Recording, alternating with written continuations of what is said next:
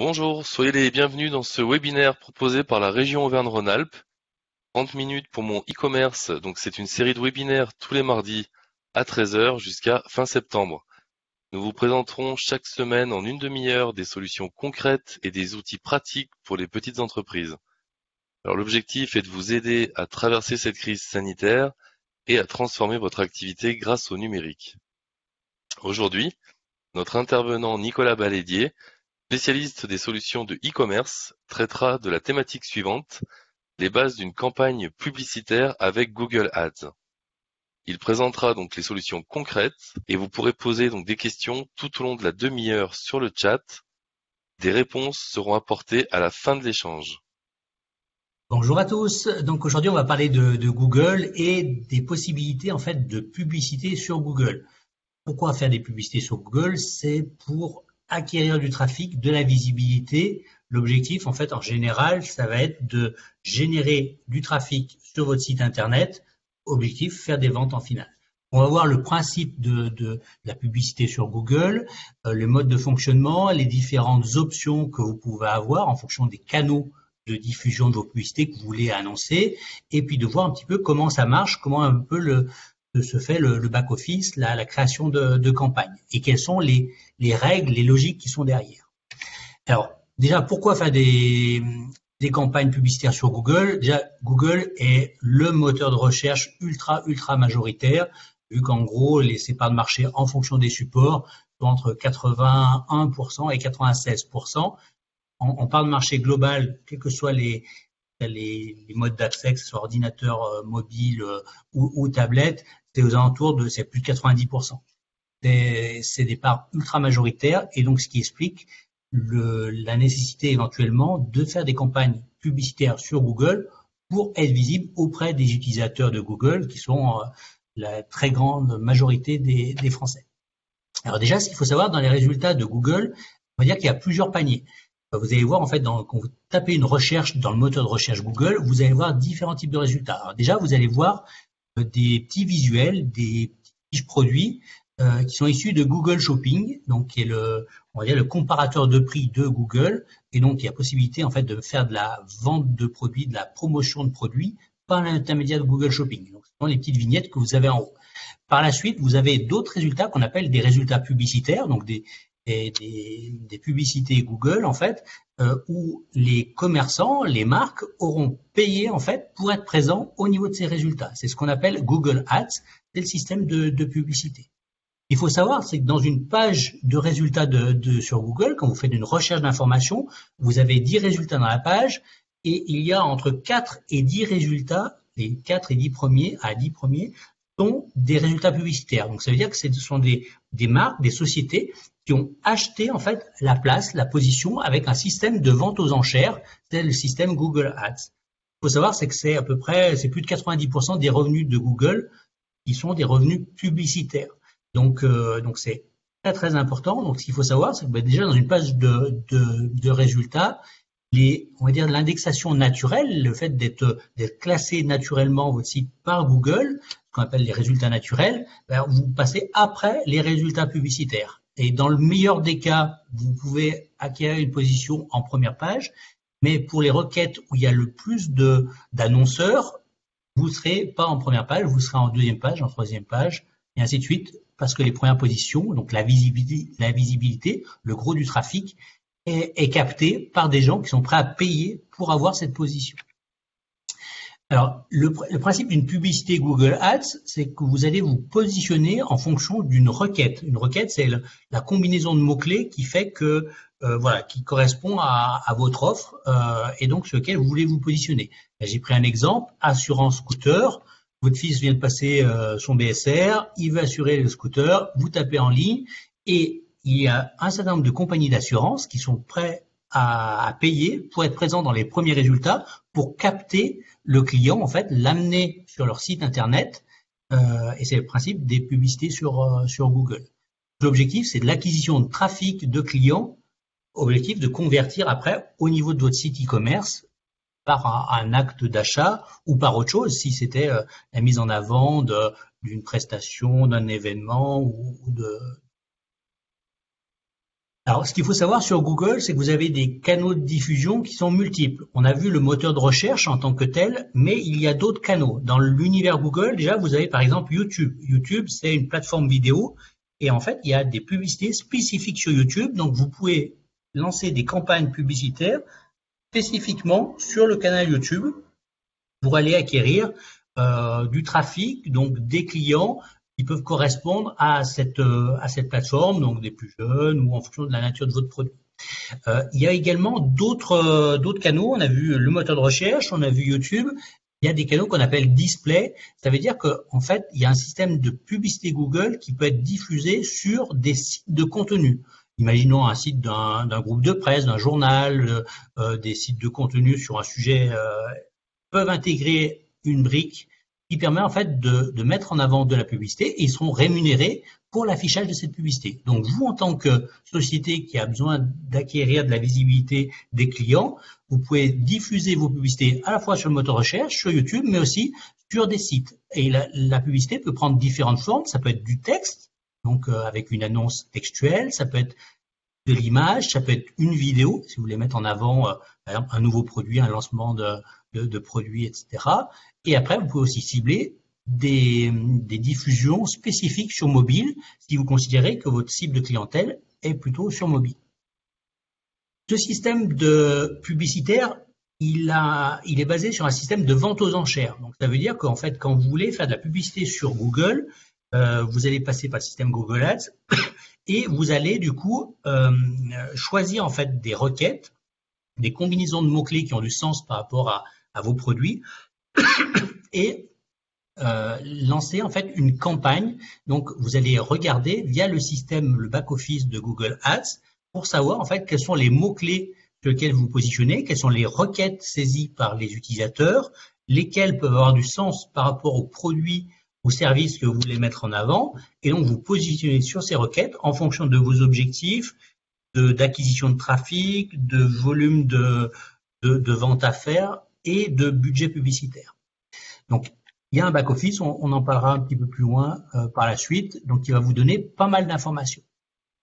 Ce qu'il faut savoir, c'est que le système de classement, vous pouvez être plusieurs annonceurs à vouloir faire une publicité. Et on prenait l'exemple de l'assurance pour scooter. Il y a plusieurs compagnies qui proposent ce type de service, donc compagnie d'assurance, courtier en assurance, etc., qui veulent se positionner sur la requête assurance scooter. Le classement entre les différents annonceurs va prendre en compte plusieurs aspects. On va dire ce qu'on appelle le coût par clic maximum, donc on va dire le prix que vous êtes prêt à payer pour un visiteur qui serait amené sur votre site. Donc, ce qu'il faut savoir avec le système publicitaire de Google, c'est que vous ne payez que le trafic qui arrive sur votre site. Ça veut dire que, imaginons que vous ayez une publicité, qu'elle soit affichée 1000 fois, mais il n'y a que 10 utilisateurs qui cliquent sur le résultat dans la page de Google, résultat publicitaire, et qui va être amené sur votre site, vous payez que 10 fois le coût par clic qui aura été défini. Ce coût par clic, c'est vous qui allez le gérer en fonction du montant d'enchère que vous êtes prêt à mettre. Ce qu'il faut savoir, c'est que ça peut être 20 centimes d'euros au clic sur des requêtes qui n'ont pas beaucoup de concurrence, mais après, ça peut atteindre, en schématisant, par exemple, 10 euros, voire plus. Imaginons que vous soyez serrurier et que vous fassiez du dépannage en urgence de nuit sur Paris. Vous êtes peut-être prêt à payer 10 euros le visiteur qualifié qui va rechercher un serrurier pour être dépanné pour rentrer chez lui, parce que la prestation peut-être que vous allez vendre va être de 400, 500, 600 euros, je ne sais pas. Mais donc du coup, ça veut dire qu'il y a des enchères, il y a des secteurs où les gens sont prêts à payer très cher le visiteur qualifié amené sur leur site, sur la page dédiée aux services qu'ils veulent mettre en avant ou aux produits. Donc, il y a le montant de l'enchère et on va voir qu'il y a d'autres aspects, et notamment un score de qualité qui va jouer en combiné avec l'enchère que vous êtes prêt à mettre et qui va vous donner un rang de classement en fait dans les annonceurs. Comment ça marche? Donc, ce qu'on appelle, première chose, c'est avec le coût par clic. Donc, vous avez payé vraiment que le trafic qui va être amené sur votre site. C'est-à-dire que c'est pas même s'il y a 10 000 personnes qui voient votre publicité, mais il y en a que 100 qui cliquent dessus, il n'y a que ces 100 visiteurs qualifiés sur lesquels vous allez avoir en fait un coût correspondant à l'enchère que vous aurez mis en place. Ce coût par clic, donc on va voir qu'il tient compte d'un score de qualité, et donc ce score de qualité combiné avec votre enchère va donner une position dans le rang des annonceurs. Est-ce que vous êtes affiché en première position, en deuxième, en troisième, en quatrième, en cinquième, et ainsi de suite.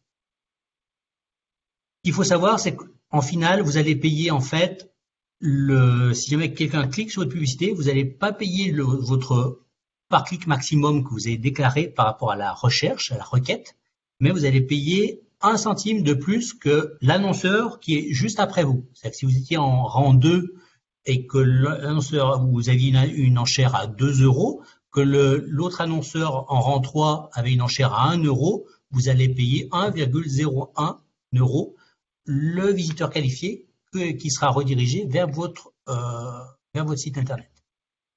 Donc, ces notions de coût par clic maximum, donc ça c'est vos enchères en fonction de différentes requêtes. Donc, ce qu'il faut savoir, c'est que vous allez définir vos requêtes et pour chaque requête, définir un coût par clic maximum. Vous êtes prêt à payer un budget et ce qui va donner après votre campagne. Et après, le coût par clic moyen, on a vu que comme vous n'allez pas payer le coût par clic maximum à chaque fois, le coût par clic moyen va dépendre de votre position par rapport aux autres annonceurs et donc va être inférieur à votre coût par clic maximum. Ce qu'il faut savoir, c'est que ces campagnes publicitaires, l'objectif, c'est d'amener du trafic sur votre site et donner de la visibilité à votre offre, que ce soit un produit ou un service. Il faut savoir, c'est que le montant de l'enchère n'est pas le seul facteur. Ce qui va jouer derrière, ça va être le nombre de visiteurs qui sont amenés sur votre site, mais après, le taux de transformation en client. Et donc ça c'est vraiment un calcul à prendre en compte. Imaginons que vous ayez deux campagnes, une à 3 euros au clic, une autre à 50 centimes au clic. En fonction du taux de transformation, là, par exemple, vous aurez 100 clics, vous coûteront donc du coup 100 fois 3 euros. C'est-à-dire qu'ils vous auront amené 100 visiteurs sur votre site, mais comme vous transformez 6% de ces 100 visiteurs, vous aurez donc 6 clients, donc pour un coût de 300 euros, donc 50 euros par vente. Donc effectivement, ce qu'il faut calculer, c'est un coût par vente, et pour calculer la rentabilité en fait de la campagne, parce qu'après, si vous avez un coût par vente qui est désynchronisé ou qui est pas bon par rapport à votre panier moyen, vos marges, etc., il faudra arrêter la campagne. Et donc, c'est important d'avoir des indicateurs pour analyser différentes campagnes, parce que vous pouvez avoir un coût par clic sur un mot-clé qui est plus faible, mais où le taux de transformation sera moins intéressant. Et donc, du coup, le chiffre d'affaires généré sera plus faible. Et peut-être que, entre guillemets, la campagne à 3 euros par clic est beaucoup plus intéressante que la campagne à 50 centimes d'euros par clic. Donc, ce sont des facteurs à prendre en compte. On parlait du score de qualité pour déterminer, en dehors de votre enchère maximum, votre classement dans l'ordre des annonceurs, on va dire. Ce score de qualité, il est basé sur plusieurs choses. La pertinence de l'annonce. Donc, plus vous avez une annonce, alors l'annonce, c'est on va dire l'affichage dans la page de résultats, plus votre annonce est jugée intéressante, bien construite, plus vous avez un score de qualité élevé. Plus après, votre page d'atterrissage, c'est-à-dire que quand on va cliquer sur le résultat, ça va ouvrir en fait une page dans votre site internet. Plus cette page de destination est considérée comme efficace, pertinente, bien construite, plus vous aurez convivial, plus vous aurez un score de qualité élevé. Et le taux de clic attendu, en fonction du type de campagne, il y a un taux de clic attendu par Google. Donc en fait, ce score de qualité, c'est vraiment Google qui le génère, vous le maîtrisez pas, en fonction de la nature de votre annonce publicitaire, la construction de votre page d'accueil et le taux de clic attendu, donc éventuellement aussi votre passé en tant qu'annonceur, qui va donner un score de qualité. Donc ça, c'est un point qui est important. Il n'y a pas que le budget et la somme que vous êtes prêt à payer pour chacune des requêtes qui va déterminer votre position dans les annonces publicitaires. Donc c'est Google Ads. Les annonces Google AdWords, donc ça c'est pour tout ce qui est, on va dire, portail, voilà, portail contenu, et la landing page, c'est votre page d'atterrissage. Donc en fait, les clés de votre succès, c'est vraiment à la fois la construction de votre budget publicitaire en fonction des mots-clés, des requêtes qui ont du sens, les plus fines possibles, pour que vous puissiez transformer et convertir un maximum de visiteurs en clients et qui achètent chez vous. La construction de vos annonces Google Ads pour qu'elles soient bien faites et votre page d'atterrissage.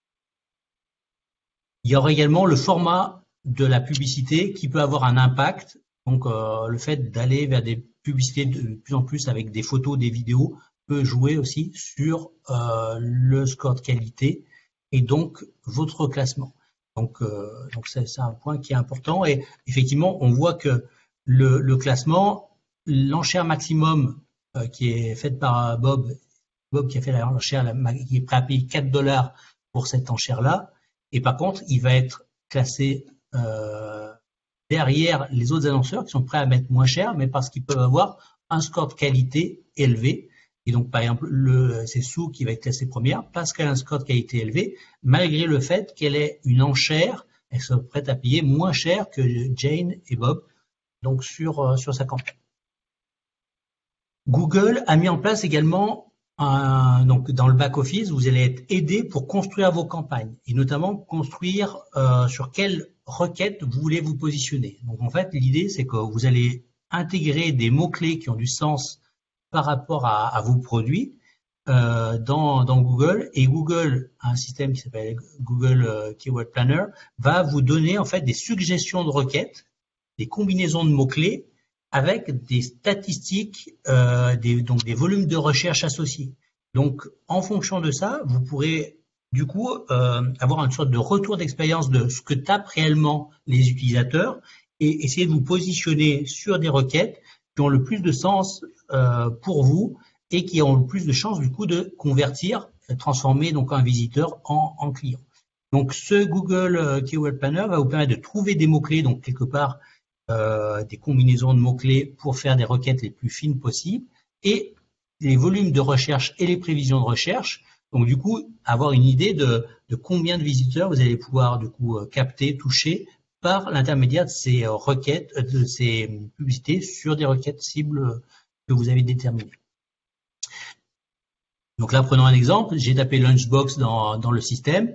Il me suggère tout un tas de combinaisons de mots-clés qui peuvent avoir du sens avec la thématique. Donc une lunchbox qui est présentée à l'écran. Et donc voilà, est-ce que c'est un bento isotherme? Donc on voit que par rapport aux mots-clés qui sont dans la requête, il est capable d'aller chercher d'autres termes qui ne sont pas dans la requête, mais qui ont du sens par rapport à la thématique de recherche. Et donc l'idée, c'est de vous assister là-dessus et de savoir quels sont les volumes d'enchères, quelle enchère la plus haute, la plus basse, etc., pour essayer de déterminer sur quelle requête se positionner et donc du coup essayer d'imaginer quel budget mettre pour acquérir combien de clients, combien de visiteurs on va dire déjà sur votre site et après combien de clients potentiels. Donc du coup vous êtes vraiment aidé sur l'analyse du trafic de Google. Quelque part ils vous mettent à disposition leurs statistiques de recherche pour essayer de déterminer quelles sont les recherches les plus intéressantes qui sont le plus adaptées aux produits que vous voulez mettre en avant, parce que vous avez le plus de chances du coup de convertir le visiteur en client. Donc Google Ads va vous donner différentes choses avec des tendances, avec des évolutions. Donc vraiment, vous allez pouvoir. Là, j'ai fait une recherche dry skin, donc des crèmes solaires, etc. Donc en français, en anglais, vous pouvez faire différentes choses. Et après, vous allez pouvoir du coup savoir quelles sont les différentes requêtes en fait saisies par les gens avec les volumes de recherche mensuels. Et avec le degré de compétition entre les différents annonceurs, avec le coût de l'enchère. Bref, vous êtes vraiment aidé pour faire tout ça. Ce qu'il faut savoir, c'est qu'avec Google, soit vous avez plusieurs modes, on va dire.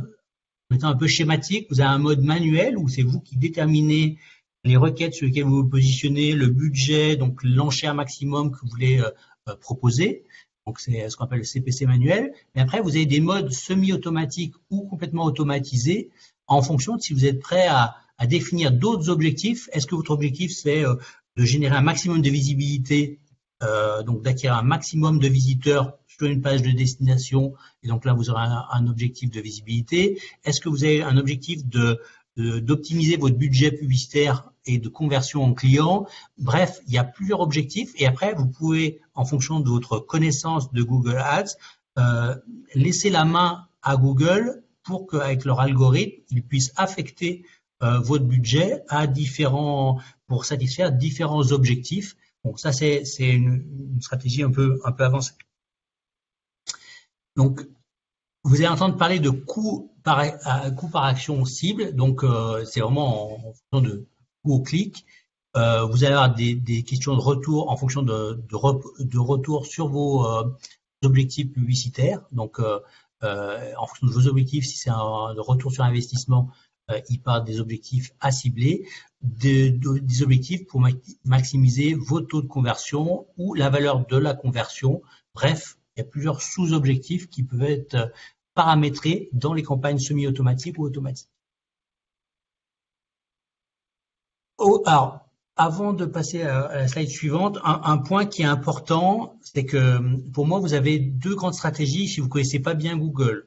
Soit vous décidez d'apprendre, et au début, il faut vous positionner sur des requêtes que j'appelle très fines, donc avec des combinaisons de mots-clés suffisamment précises, quitte à ce qu'il y ait un faible trafic derrière pour vraiment tester toute la chaîne, dire bah tiens, j'ai construit une annonce publicitaire, j'ai mis en place le produit ou le service que je veux mettre en avant sur mon site, je lance une campagne, je teste et je vois bah tiens, ça m'amène par exemple 4 visiteurs qualifiés par jour que je paye 25 centimes, donc ça me coûte 1 euro par jour.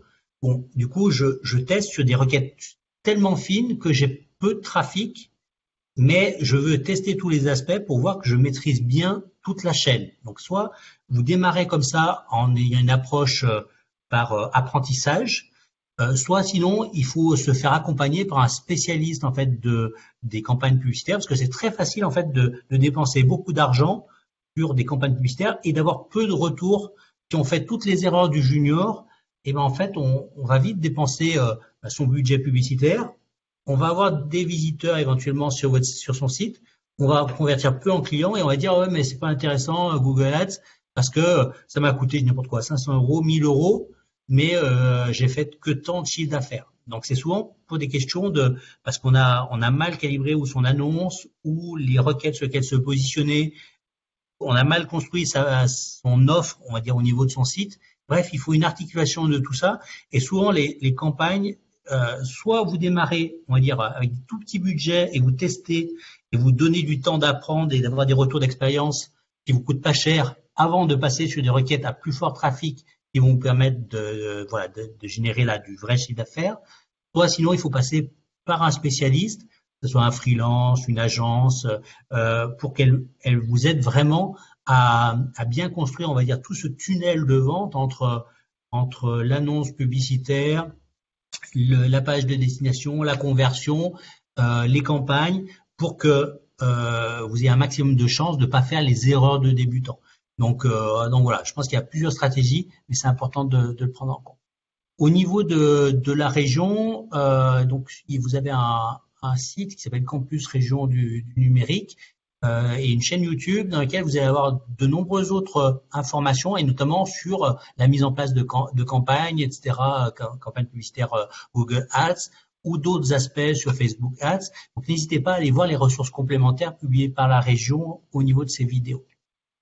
Voilà, donc je vais maintenant laisser Clémence et Nicolas pour le temps de questions-réponses. Oui, merci Nicolas. Donc effectivement, on a quelques questions. Alors, une première question qui concerne en fait la qualité de sa page. Comment peut-on connaître le taux qualité de sa page que tu as évoqué en début de webinaire, Nicolas? Alors, donc Google ne communique pas, je dirais, donne pas la recette, hein, le factoriel qui permet en fait de générer ce score de qualité. Donc la qualité de la page, il est clair que il y a plusieurs aspects. Il y a le fait que la page soit sécurisée, soit en HTTPS, que la page soit ce qu'on appelle responsive, donc du coup qui s'adapte à la taille de l'écran. Ça veut dire que si vous arrivez sur un smartphone ou un PC avec un grand écran, les possibilités de présentation de la page vont s'adapter en fonction de l'écran. Donc ça, ce sont des critères qui sont pris en place, qui sont pris en compte. Le temps de chargement joue sans doute aussi sur ce facteur-là, parce qu'ils considèrent que si le temps de chargement est long, il y a des chances que leur client Google ayant cliqué dessus, devant attendre un temps de chargement d'une page, risque de repartir. Donc ça fait partie des facteurs de qualité. Et puis après, il y a l'ergonomie générale. Donc on n'a pas tous les facteurs. Par contre, je pense qu'il faut faire attention à ce que cette page soit bien construite, elle soit très liée avec la publicité et donc du coup qu'on puisse convertir derrière, parce que c'est quand même ça l'objectif. Donc du coup, l'idée c'est de bien construire sa page, histoire qu'il n'y ait pas des gens qui soient déçus, qui auraient cliqué sur ce résultat pensant avoir autre chose, arrivent sur une page et repartent vite parce qu'ils n'ont pas trouvé ce qu'ils attendaient. Il faut faire attention au temps de chargement. Donc là, vous avez des petits outils en ligne qui vous permettent de tester les temps de chargement de la page. Et donc c'est un facteur important. Après, attention au contenu, bien sûr. Et les règles de base, l'HTTPS et le côté responsive sont des basiques à prendre en compte. Alors, on peut pas vous donner la règle exacte. Il n'y a pas une équation qui dirait, voilà, si vous faites ça plus ça prend 20% de ça, 30% de ça et 40% de ça. C'est un peu flou, on va dire, dans leur façon d'attribuer les éléments. Par contre, voilà, si vous respectez l'HTTPS, le responsive, le contenu en adéquation, le temps de chargement, vous avez de fortes chances que votre score soit bon. Merci Nicolas. Alors après, par quel moyen peut-on suivre l'évolution de sa campagne publicitaire sur Google ? Vous avez des outils quand vous lancez une campagne. Après, vous avez des outils intégrés dans le back-office qui vous permettent de savoir où vous en êtes. Et puis après, vous avez des outils, il y a de nombreux outils qui permettent, en fait, ça dépend de ce que vous voulez voir. Si vous voulez voir quels sont tous les critères, on va dire, tiens, mon annonce a été vue par tant de personnes, il y en a X centaines ou milliers qui ont cliqué dessus, qui sont arrivés sur ma page, etc. Donc là, si vous intégrez bien Google Analytics au niveau de votre site, annonce, etc., vous allez pouvoir du coup traquer complètement cette conversion et donc du coup avoir dans le back-office le lien entre votre budget publicitaire que vous avez mis sur cette requête, son efficacité dans le temps, le nombre de visiteurs qui ont été amenés sur votre page de destination sur votre site et après le taux de transformation en client et donc normalement de votre chiffre d'affaires derrière pour pouvoir faire le lien entre budget investi publicitaire versus chiffre d'affaires généré. Donc bien intégrer Google Analytics, bien paramétrer les choses. Et après, déjà dans la console, vous avez déjà beaucoup de choses. Après, si vous voulez aller plus loin, il existe d'autres outils de génération de suggestions de requêtes, etc. Vous avez des outils comme SEMrush ou d'autres qui peuvent vous permettre d'avoir des compléments. Mais déjà, le back-office de Google vous permet d'avoir vraiment un retour sur ce que vous avez mis en place. Merci. Alors, autre question, est-ce que les statistiques de recherche par mots-clés ne sont accessibles qu'à partir du moment où on a investi déjà un certain montant, ou est-ce qu'on peut avoir accès directement ? Non, on peut y accéder directement. C'est à partir du moment où vous avez un compte Google, donc un Gmail, etc., vous allez pouvoir du coup accéder au back-office et du coup accéder aux outils de suggestion de mots-clés et aux analyses de trafic, en fait, on va dire aux historiques de trafic liés à ces différentes requêtes. Donc, en amont d'une réflexion, etc., vous pouvez justement faire ce travail-là, de rentrer vous les mots-clés auxquels vous pensez, de voir quelles sont les combinaisons de mots-clés, les différentes requêtes cherchées réellement par les gens, et donc du coup choisir des combinaisons de requêtes et du coup d'avoir des informations sur quels sont les annonceurs qui sont positionnés sur ces requêtes-là, à quel montant ils se sont positionnés par clic, et donc du coup de dire si je mettais un budget de 50 € sur cette requête-là, je pourrais générer, je dis n'importe quoi, 300 visiteurs qualifiés, et donc à moi de bien travailler tout mon tunnel, ma page d'atterrissage pour que ces 300 visiteurs qualifiés, je les convertisse peut-être en 10 clients avec un panier moyen de 50 €, et donc du coup de dire, tiens, j'ai mis en place 50 € de budget publicitaire, j'ai généré 500 € de chiffre d'affaires. Ok, ça vaut le coup, je mets un peu plus de budget, ou tiens, ça vaut pas suffisamment le coup, je réduis mon budget et je vais chercher d'autres requêtes plus fines. Bref, vous avez tout ça. Après, une question sur la durée. Est-ce qu'il y a une durée minimum ou maximum de campagne publicitaire? Et sur quels critères se baser?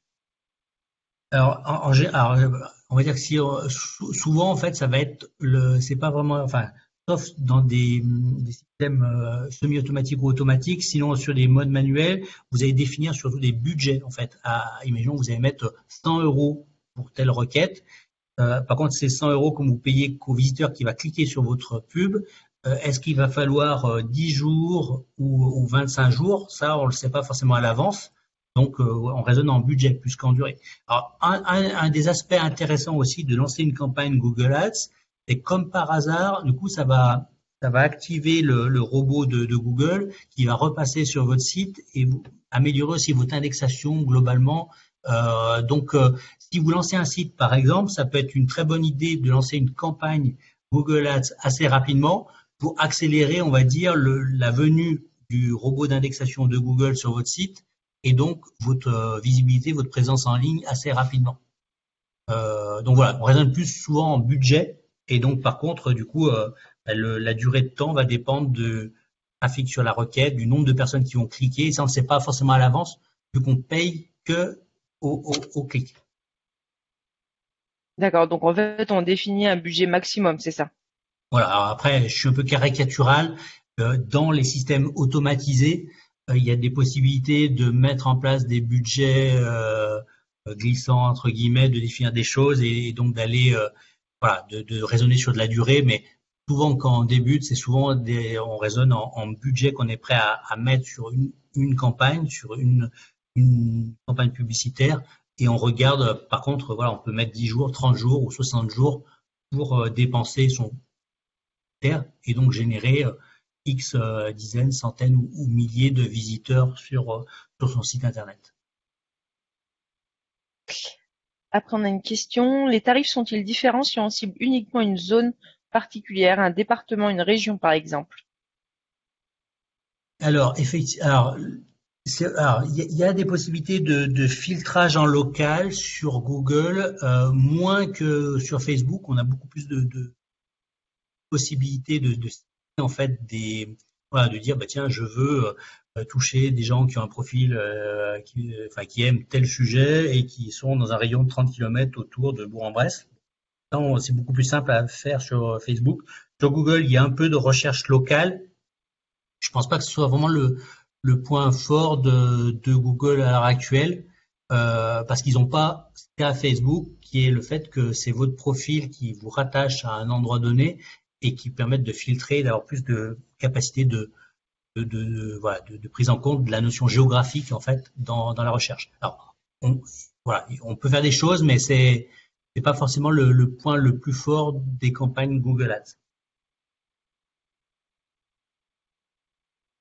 D'accord. Alors, il y a une personne qui nous dit, j'imagine qu'on paye avec sa carte bancaire. Est-ce que c'est facile d'arrêter les choses pour qu'on ne soit pas prélevé sans le vouloir? Mais Oui, là, parce ce que que j'ai compris, c'est pas ce. ouais, parce qu'en fait l'idée c'est pas là c'est pas un abonnement ou etc. Donc on définit des campagnes. Alors voilà, soit vous démarrez tout seul et là vous définissez en fait un budget, vous avez crédité quelque part votre compte d'un budget et puis quand la campagne est finie, elle est finie. C'est-à-dire que le budget a été dépensé, il faudra remettre en place quelque chose pour réenclencher voilà, des dépenses. Contrairement à des fois, voilà, vous avez des abonnements et vous avez du mal à les arrêter, donc ouais, c'est pas le cas. Et après, si vous travaillez avec un professionnel, hein, par exemple un freelance ou une agence, quand c'est une agence, souvent ils ont des comptes à multi-clients, etc. Et donc c'est eux qui gèrent cet aspect-là. Voilà, ils vous gèrent les investissements publicitaires et du coup payer en fonction de ce qui a été dépensé. D'accord. Si on est youtubeur et donc rémunéré par YouTube et qu'on utilise Google Ads pour avoir plus de trafic, est-ce que Ouais. ça ne risque pas d'être contre-productif? donc que YouTube arrête ou diminue de promouvoir cette chaîne? Alors, en fait, derrière la question, parce qu'en fait, Google Ads, donc on a vu que dans l'univers Google, vous avez une de leurs filiales qui est YouTube, et donc vous pouvez faire de la pub spécifiquement sur YouTube. Donc là, pour quelqu'un qui irait sur YouTube, qui ferait une recherche, je sais pas quoi, je sais pas, peinture airless. Bon, très bien, vous tapez peinture airless, vous allez avoir un certain nombre de résultats et vous pouvez avoir des résultats publicitaires dans le moteur de recherche de YouTube. Ça, c'est une chose. Et après, il y a le fait d'être présent sur Google Ads pour donner de la visibilité à votre chaîne à partir de Google Ads. Donc là, je pense pas que ça soit contre-productif. C'est deux univers un peu séparés, mais qui peut donner voilà de la visibilité. Après, faut voir c'est quel coût à cette campagne par rapport à ce que ça peut vous générer derrière en termes de revenus publicitaires que vous paye YouTube au titre du trafic lié à votre audience, à votre chaîne. Alors après, on a une question plutôt donc sur tout ce qui est au niveau de l'accompagnement par justement une agence, donc que ce soit en Auvergne-Rhône-Alpes, mais bon, enfin voilà, on va dire au niveau de la région. Est-ce que vous avez un ordre de grandeur de combien ça peut coûter d'être accompagné par une entreprise qui va gérer justement cette publicité? Alors, c'est super difficile de répondre dans le sens où voilà, en fonction de la nature, c'est que vous avez une petite agence qui et vous souhaitez la faire travailler que sur la mise en avant d'un seul produit avec 2 ou 3 campagnes à tester, etc. Il peut y avoir des prix d'attaque très peu faibles en titre de l'accompagnement, de la mise en place de la campagne et du retour sur investissement versus voilà, ça dépend en fait du travail qu'il y a à faire derrière, mais voilà, je pense qu'il vaut mieux des fois être plus dans une logique plus modeste, d'attaquer avec quelqu'un qui connaît bien déjà Google Ads et qui va vous empêcher de faire toutes les erreurs de junior, vous orienter déjà dans les bonnes directions, quitte à tester au début avec des petits budgets et puis d'acquérir la connaissance et le retour d'expérience, quitte à un moment donné de reprendre votre autonomie parce que vous considérez que ben voilà, vous avez bien compris, vous avez pu tester déjà un certain nombre de requêtes, vous savez ce que ça vous amène, vous avez compris l'ensemble du processus et donc après vous pouvez le faire en complète autonomie. Donc voilà. Après dans les prix, il y a en fonction de chaque acteur, des acteurs privés. Vous en avez qui peuvent vous proposer des choses dans un tout petit budget de 500 euros et d'autres, voilà, l'accompagnement va coûter plusieurs milliers d'euros. Donc c'est vraiment très variable. Alors une dernière question on nous dit le dispositif semble intéressant pour des produits, mais est-ce que c'est aussi adapté à des services? Bien sûr. Après, le service, une des difficultés, c'est d'arriver à convertir derrière et de quelque part d'être suffisamment clair sur le contenu du service. Je prenais l'exemple d'un serrurier qui fait du dépannage d'urgence. Voilà, c'est hyper intéressant de se positionner sur des requêtes là. Moi, j'ai travaillé avec un serrurier qui faisait du dépannage d'urgence, ils étaient prêts à payer, je vous dis, plus de 10 euros aux visiteurs qualifiés parce que ça leur en ramenait, je sais pas, en moyenne 400 derrière. Donc en fonction de l'offre de service, mais après vous pouvez avoir des objectifs de visibilité. Imaginons que vous ayez n'importe quoi, un salon de toilettage pour chiens, mais que vous avez une spécialité où vous voulez vraiment acquérir de la visibilité. Ben, du coup, ça peut être intéressant, ça peut être des campagnes à mettre en place pour donner de la visibilité à votre site internet, donc du coup à votre boutique entre guillemets et votre offre de service, ou de toucher du coup des clients particuliers qui cherchent des prestations particulières.